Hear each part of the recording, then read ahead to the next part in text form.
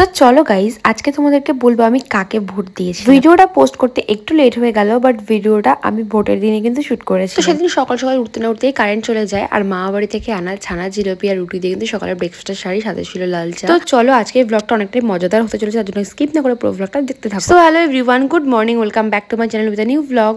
আমি আর আমার মাই মনে হয় সেদিন সবার শেষে ভোট দিয়েছিলাম। বাবানকে তো দুপুরে খাইয়ে দাইয়ে ঘুম পাড়িয়ে দিয়েছি, তো বাবানকে ওইদিকে আমার একটা কাকিমা পাহারা দিচ্ছে, আর আমি আর মা এখন যাচ্ছি ভোট দেওয়ার জন্য। আর আমাদের বাড়ির চারিপাশে দেখো জোড়া ফুল, পদ্ম ফুল, সমস্ত পতাকা দিয়ে আমাদের পাড়াটাকেই পুরো ভরে দিয়েছে। আর তখন টাইম ছিল 5টা 10, তখন আমরা লাঞ্চ করিনি, চিন্তা করো তাহলে। আর দেখো সামনে দিয়ে পরপর বুথ সাজানো রয়েছে, আর পাকা রাস্তা যেতে না যেতে দেখলাম যে ঝামেলা শুরু হয়ে গেছে এদিকে।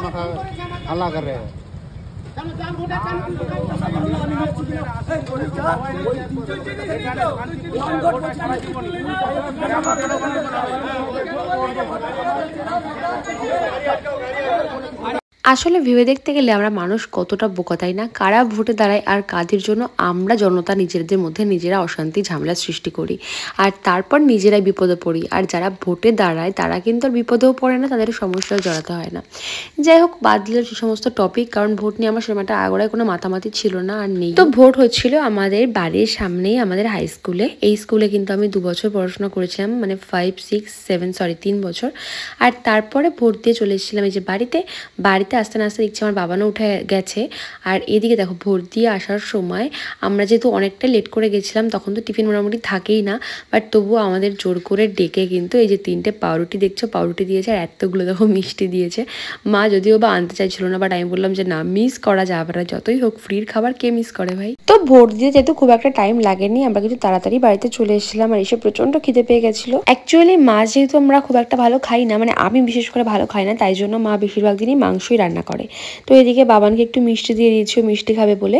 আর মা আজকে মেনুতে ছিল দেখো বেগুন ভাজা আর চিকেন, তাই দিয়ে লাঞ্চটা কমপ্লিট করলাম। তারপরে একটু রেডি হয়ে নিয়েছিলাম, কারণ এখন আমি একাই যাব একটু বাজারে। মা আম খেতে বড্ড ভালোবাসে, আর এবছর আমাদের সেরকম একটা আম লিচু কিছুই যেন খাওয়া হয়নি, তাই জন্য এখন বাজার থেকে আম আনবো, লিচু আনবো, তোমরা দেখতে থাকো। আচ্ছা, তোমরা কি আম লিচু খেতে পছন্দ করো? আর কে কোন আম খেতে বেশি পছন্দ করো অবশ্যই আমাকে কমেন্ট করে জানিও। আমি কিন্তু সব থেকে বেশি পছন্দ করি হিমসাগর আম খেতে, বাট দুঃখের বিষয় হিমসাগর আমি বেশি দিন থাকে না। যাই হোক, কচুয়ায় পৌঁছে সবার আগে কিছু টাকা তুলে নিলাম, আর তারপরে চলে এসেছিলাম বাবানের সেরেলাক অ্যান্ড প্যাম্পার্স কিনতে। আর বাইরে যা পরিমাণে গরম ছিল, কাজ করতে করতে আমি তো পুরো হাঁপিয়ে গেছিলাম। আর এখন যেহেতু খুব একটা বাড়ি থেকে বেরোনোই হয় না, তো যেটুকু সময় বেরাই প্রচন্ড কষ্ট হয়ে যায়। তো এদিকে মোটামুটি সমস্ত কিছু আমার কেনাকাটা কমপ্লিট। তো ফেরার পথে ভাবলাম একটু ফুচকা নিয়ে আসি বাড়িতে, যেহেতু সন্ধ্যা হয়েই গেছে, তো বাড়ি থেকে ফুচকাটা খাওয়া যাবে। আর এই দাদার ফুচকাটা খেতে কিন্তু দারুণ লাগে। তো বাড়িতে এসে একদম টক জল নিয়ে ফুচকা নিয়ে বসে পড়েছি, দেখে তো পুরো জিভে জল চলে এসেছে। যদিও বা টক জাতীয় জিনিস খেতে খুব একটা আমি এখন পছন্দ করি না, তবে মাঝে মাঝে কিন্তু ফুচকা খেতে বেশ দারুণ লাগে। তোমাদের কাদের কাদের ভালো লাগে অবশ্যই কিন্তু আমাকে কমেন্ট করে জানিও। তো এবার কিছু কমেন্টস পড়বো। আমার লাস্ট ভিডিওতে একজন লিখেছে ছোট্ট বাচ্চাটাকে দিও না তো রাস্তার জিনিস। তো তার পরিপ্রেক্ষিতে আরও একজন লিখেছেন ইনি নিজের বাচ্চাকে প্রচুর ফাস্ট ফুড খাওয়ায়, আমি অনেক ভিডিওতে দেখেছি যেটা একদমই উচিত নয়। তো ভাই, আমি আমার বাচ্চাকে কোনো রকম ফাস্ট ফুড খাওয়াই না, যাতে ওর কোনো রকম খাবার দেখে ইচ্ছা না করে বা লোভ না লাগে, তার জন্য ওকে সমস্ত কিছু আমি ট্রাই করার জন্য দিই। বাট আমার ছেলে কিচ্ছু খেতে পারে না, এটা তোমাদেরকে আমি বুঝিয়ে পারি না।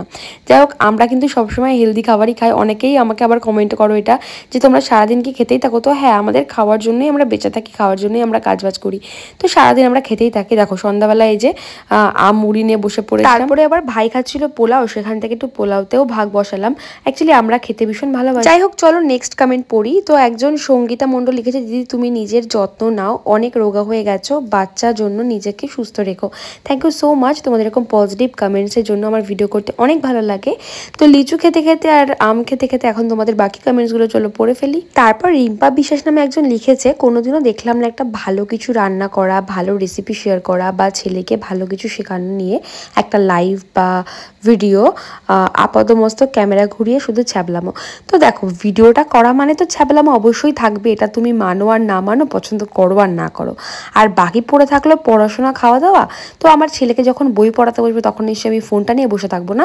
তবে হ্যাঁ, কিছু কিছু সময় কিছু কিছু ভিডিও আমি করি, তো সেটা সব সময় নয়, কিছু কিছু ক্ষেত্রে বা কিছু কিছু সময় যখন আমার মনে হয় করাটা দরকার বা করলে করা যায়, তো তখন। আর বাকি রইল রান্না জানার কথা দিদিভাই, তোমার মনে হয় চোখে কোনো নেওয়া পড়েছে বুঝলে, কারণ আমার মায়ের এত রেসিপি আমি শেয়ার করেছি এর আগে পরে যে তোমার হয়তো দেখা হয়ে ওঠেনি। তুমি প্লিজ আমার চ্যানেলটা একটু ভালো করে রিসার্চ করো আগে, তারপরে এসে কমেন্ট করো, ঠিক আছে? যাই হোক, তখন তো আমরা দেখলেই তো তোমরা মুড়ি টুড়ি খেলাম। আর তারপরে কিন্তু 8টা 9টা নাগাদ আমরা চলে এসেছিলাম একটু সবজি বাজার করতে। আমাদের বাড়ির পাশেই মানে পাড়াতেই সবজি পাওয়া যায়, তো সেখান থেকে কিছুটা সবজি বাজার করে নিয়ে বাবা একটু ঘুরতে চাইছিল, তারপরে মা আর আমি আবার ওকে একটু কোচো দিয়ে ঘুরিয়ে নিয়ে আসলাম। তারপরে বাড়িতে এসে দেখো মা একদম সিম্পল বেগুন দিয়ে ডিম দিয়ে ঝোল রান্না করেছিল। ভাই যেহেতু খাওয়া হয়ে গেছিলো, ভাইয়ের তো খাওয়ার চাপ ছিল না, তো আমাদের জন্য একদম গরম গরম ভাত আর ডিম বেগুনের ঝোল করেছিল। কারা কারা এই রেসিপিটা খেয়েছো অবশ্যই কমেন্ট করে জানিও। তো চলো আরও একটা কমেন্ট পড়ি। অনামিকা সাহা নামে একজন লিখেছে, তুমি কি খুব চিন্তা করো? রিসেন্ট চেহারাটা খুব খারাপ হয়ে গেছে, প্লিজ বোন নিজের যত্ন নাও, বাবুকে বড় করতে হবে, তুমি খুব সুন্দর দেখতে তাই খারাপ লাগছে না, বাট প্লিজ নিজের দিকে যত্ন নাও। Hare Krishna. So Hare Krishna and thank you so much for your positive comments.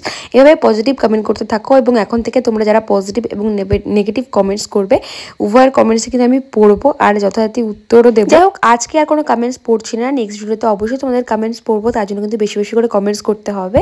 আর রাতে ডিনার করার পরে বাবানকে একটু আম কেটে দেওয়া হয়েছিল, বাবান প্রচণ্ড আম খাওয়ার জন্য বায়না করছিল। তো এইভাবে দিনটা কাটলাম। কেমন লাগলো ভিডিও অবশ্যই জানিও। Thank you for watching and follow for more. Love you guys, bye by.